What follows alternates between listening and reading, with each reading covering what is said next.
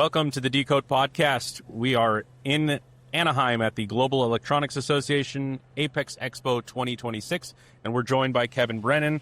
He is a Senior Product Development Specialist with Indium. So welcome aboard. Thanks for joining us. Thanks so much for having me. Solder paste, let's talk expensive metals, right? I think all over the news is silver is crazy expensive. How much of your time are you spending currently trying to find an alternative that maybe doesn't have as much silver in it, or are people being driven towards alloys that they wouldn't have normally considered because of this climate? Yeah, I think you hit it right on the head. It's everybody's looking for cost saving, a way to reduce their costs, and low silver is one of those options, but you do have to consider the trade-offs. As you reduce that silver content, you are trading off thermal cycling reliability. But the thing is, we've been saying don't pay for silver you don't need. So SAC 305 will get you a certain level of reliability. Maybe you only need to be here. It really depends on your board, your requirements. And on top of that, there is some benefits of reducing the silver. As you reduce silver, you actually improve drop shock performance. So it's kind of just weighing those attributes and deciding. It's kind of how it is with all of the alloys, right? You add a little bit of this, that helps this, it might hurt this, then you sprinkle in some of this, and then that drops, but this raises it. You're just trying to figure out that magic formulation that hits all the points. Yeah, exactly. It's we do have one alloy that it's not much less silver. It's 0.75% less silver than SAC, so 2.25. But it is showing equal to or better thermal cycling reliability compared to SAC 305. So, you're not seeing major savings. It's about $17 per kilo cheaper than SAC 305 based on last week's metal prices. But yeah, that's inaccurate now. yeah, exactly. By the time this comes out. But there's some options out there. Is bismuth one of those that you can add to help with some of if you're reducing your silver but trying to keep some high reliability? Does bismuth help with that, or what? I know bismuth is lower temperature, but what other properties is it used for? They're exactly right, because that alloy I just mentioned, we do add a little bit of bismuth. So you drop the silver a bit, you add some bismuth, and you're able to improve that reliability. And it also helps with wetting, reducing voiding. But again, with the bismuth, there are some trade-offs. And this amount of bismuth, it's not as bad. When you're looking at tin bismuth, half your alloy or more is bismuth. It becomes very brittle, so drop shock performance it's really not an attribute that you would rely on bismuth for. Electromigration may be a concern in these high-performance computing applications where you have a lot of power flowing through those joints. Tin bismuth is prone to electromigration. But again, back to the low silver alloys, it's much, much less bismuth percent, so these concerns are drastically reduced. And I know you switched to running indium in-house, right? I used quite a bit of indium. You running the 8.9? 8.9, yeah. I'm curious what, at different trade shows, we've heard a lot of talks about the different solder pastes, and not everyone has the same agreement on how no clean flux works, right? We've heard a lot of differing opinions from different people in that space. So how do you guys qualify that your process with no clean is actually acceptable? When you say qualify, are you talking like after reflow, the electrochemical reliability, SIR performance? Yes. Yeah. Okay. Yeah. We have our own in-house SIR testing, and we also rely on third-party testing. So, it's not just saying, oh, we checked it, we promise it's good. We like to have, someone removed, unbiased.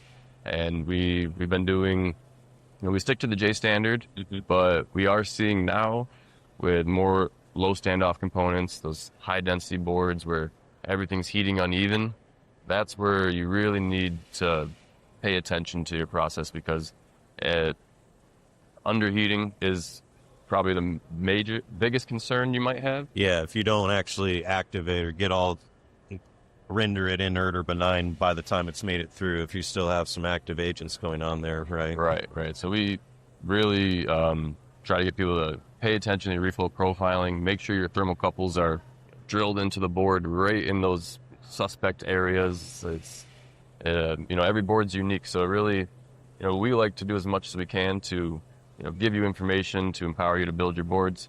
But, unfortunately, there are things where only your board, your assembly, your reflow oven, and have to do your due diligence to make sure you are, meeting the requirements and the guidelines that we give out.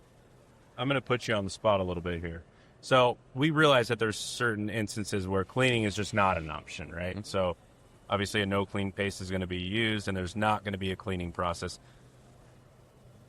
What is your recommendation when cleaning is possible and no clean paste is being used? Would you say, no, you don't need to clean, or, yeah, if you can, you should? We, when we design our no clean fluxes to be no clean, and we hold them to the J standard specs. So if you are looking for beyond that, and we do have customers who say, I don't care, I'm not taking the risk. I'm just going to clean it. I'm always going to clean, and then they can, have peace of mind. We have other customers who have no desire to do any sort of cleaning. They don't want to deal with the Some of them chemicals. don't even have any piece of cleaning equipment, right? They're just Right. so antithetical to what they want to do. They're just like not going to have it. Yeah, and I think probably the biggest challenges lately is as the boards, the need for more computing power just keeps growing by the day. It feels like, and with these higher power boards, it's really just people wonder, are the specs enough for what they're doing? Now we have high voltages. What does that do to a residue? And again, it's we're happy to learn. If there's people out there doing this, we'd love to get involved and learn more about it, because I think it's just as industry evolves, there's new things we have to explore, new testing, new requirements. A couple of years ago, I seen this chart of resistor trends, and it went all the way back to like the 2000s, and like the domination of the 1206, and then the 805 became the most one, then the 0603, and then the 0201, and then the 0015 when its inception, and then how they kind of all drip down, right? And what's being manufactured the most, right? I'm curious. Before I came into circuit board assembly, Type 3, I guess, used to be everybody ran Type 3, right? And Type 4 has overtaken it. In fact, I have this thing where I could tell how long you've been in the industry by, have you ever printed Type 3 paste before? Nope. Right? So I never have. I'm assuming, That's and accurate. I don't know if it's true, the chart for Type 5, the demand for Type 5 is encroaching at all on the Type 4, or is it still a lot lower, or where is it at with demand? It's a noticeable shift. So before my current role as product specialist, I was the process engineer that oversaw the solder paste manufacturing in our New York facility, and it was Type 3, Type 4, maybe a little 4.5, and then the 5 and 6. That was all specialty, not very common. And now it's Type 5 is really growing up. Type 3 is phasing out. We're seeing that exact trend that you just explained. Type 5 is becoming more and more common.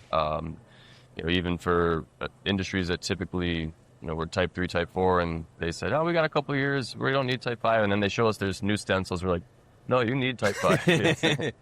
Okay, but does it ever happen on the inverse where somebody's like, I want to try Type 5, and then you look at what they're doing and you're like, you're not going below 0603. Why would you do that? Like, Sometimes, we do see that where people think they need that, and we have our technical support team that will, happily come and support on your line, take a look at your stencil designs, board designs, reflow profiles, and it can be a misnomer that it just always going to a smaller solder ball size is going to be an improvement. Right, you want to use the biggest solder sphere size that you can get away with. right, that you're allowed. Yeah, It's funny because I actually seen this in the wild, right? So I was running these 01005 pads on an 0201 body. Remember that micro LEDs?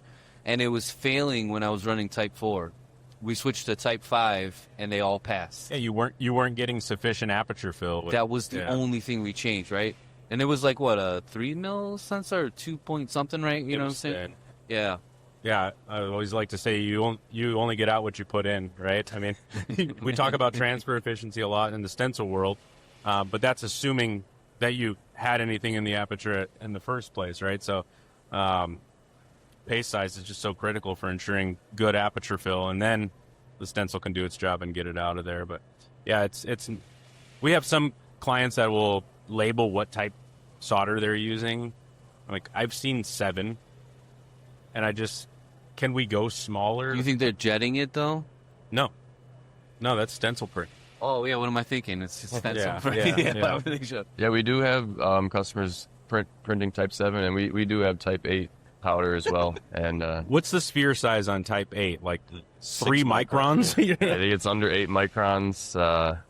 I've spend most of my time in the PCB SMT side. That's purely just for semiconductors and the wafer process, right? Semiconductor is we have a customer now that's already looking at the 006, 003, and we were trying to find an SPI that can read the deposit size. Good luck. That's Okay, good luck. even if you can get a machine to do it, how do you validate it or inspect it, right? Yeah, and That's then so your small. Stencil's like a piece of paper, and it's Thinner in some cases. it's a challenging time. It's for sure. It's we're right at the point where everything's new. It's like What drawbacks or challenges have you seen or are possible, or are there any even there when there's a high component mix? So you're forced into a Type 5 or a Type 6 because of small passives or discretes, whatever. But then you also have A giant sort of inductor. high powers, right? Is there a world where we're going to have to start printing 2 different types of pastes in the same assembly? These are conversations I've had with various customers. We talk about screen printing and then maybe jetting for additive volume, or preforms here, paste here. It's kind of like exactly like you said, just having that variety to do what you can to make it work. And we see these large high performance computing boards where the main ASIC or the main chip is this big. Yeah. And the thing is the amount of warpage that you get, you need to put down a lot of volume to try to keep that connection as it warps away from the board. But then you have that balance of, all right, I want to put down more paste, but I'm risking bridging now depending on your pitch and your pad size. So it's a very interesting time, and we have a few different ways to kind of tackle that problem. One of Good them, news, if you have a component that size, so it's super cheap, so if it gets messed up, no big deal. exactly, yeah, just try again. And Yeah, I mean, John Mitchell was talking about it yesterday, the stability in this industry right now. Even on like the board you're talking about, like, can we just pick a lane? I'm anti-miniaturization. I want to go 1206 and that's it, right? Like, why are we making this difficult, right? I can have a bigger, this can be bigger. We don't need it this small. You know what I'm saying? Like, Your cell phone's going to be that. I'm all right with Okay. it. If that means it's 1206 and up, I'm good. You brought up preforms. I feel like that's an underutilized piece of kit within the world, right? I mean, people are always trying to figure out how to get more solder in certain areas, and they're doing crazy things. Do you guys utilize preforms much? I only use them when the reflow on my first pass fails, right? And I'm like, there's nothing else I can do. I could order a new stencil and try to make it a little bit thicker, but then I'm going to hurt this over here, and it's like, let's just throw some preforms on this and be done with it, you know what I'm saying? The problem is you don't use much of them, and they're not cheap, right? So, like, that's the issue, and then you're, like, got to store them again, and then, it's paste, right? So it's the whole thing. yeah, there's definitely those balances and trade-offs, but one thing we do see some people doing is they print the paste down, they'll add a preform just to add more volume, solder volume. That's another way if you have, requirements for fillet If height. you have to satisfy a much smaller passive or whatever to get the volume on the larger ones, you can Yep. And Yeah, the 0201, and then they had these aluminum cans, and we didn't. I mean, you see the pad on the actual PCB, right? It was going to be aluminum, like a big one. But then when we got the component in, when you flipped up the bottom of the component, there was like this huge suction of like a ground plane around it, right? big thermal pad in between. Exactly, right? Like it was on both ends, and I'm like, well, I don't care how big you make this pad, right? Like this, and then you got an 0402 like right next to it, right? So I'm like, well, I can't step this up like it's gonna be. It's just the preform was the only way to go. There's just no right. I don't know what else to tell, right? Like, and unfortunately, I don't find that out usually till I'm on the line, right? So that's So where can people navigate to see what's going on at Indium, any of the new offerings, or just to keep track with what's going on? Where do they go on the World Wide Web for that? We have indium.com. We have all of our data sheets. We do webinars. We have application notes. We're very interested in training and working with people to educate on all the best practices, and we have a lot of new alloys that we like to promote to kind of solve these exact challenges we're talking about here. SAC 305 has been the go-to for a long time now, and I think we're starting to kind of hit the limit of what it can do on the reliability side. Or And one more question real quick. Was that 12.9 that you guys are introducing, was that to deal with some of the miniaturization we were talking about? Or what's the difference between the 8.9 and 12.9? So Indium 12.9 HF is basically the new and improved version of Indium 8.9 HF. We used 8.9 HF as the baseline. We said, we're not going to sacrifice any of its attributes. It's a very well-rounded, proven material. It's been around over 10 years. And in every step of the way, we tried to improve it, or at least match its abilities across the board. But where it really excels is fine pitch printing. It was designed specifically for Type 5. It works great with Type 4, but Type 5 is, typically in the past, as when Type 4 was the main, that's what we do our testing with. Now we design the flux formulation for these finer powders, and because we did that, it also has better oxidation resistance. We can print 01005, 200 by 200 micron pads and reflow in air with no graping. So it's just that next generation of flux, and it's also has a pretty good range of alloy compatibility. So any variation of SAC, our Durafuse LT and our Durafuse HR alloys, I'm not sure if you're familiar with those, but those are some of our more specialty alloys that are really growing in demand in these last few years.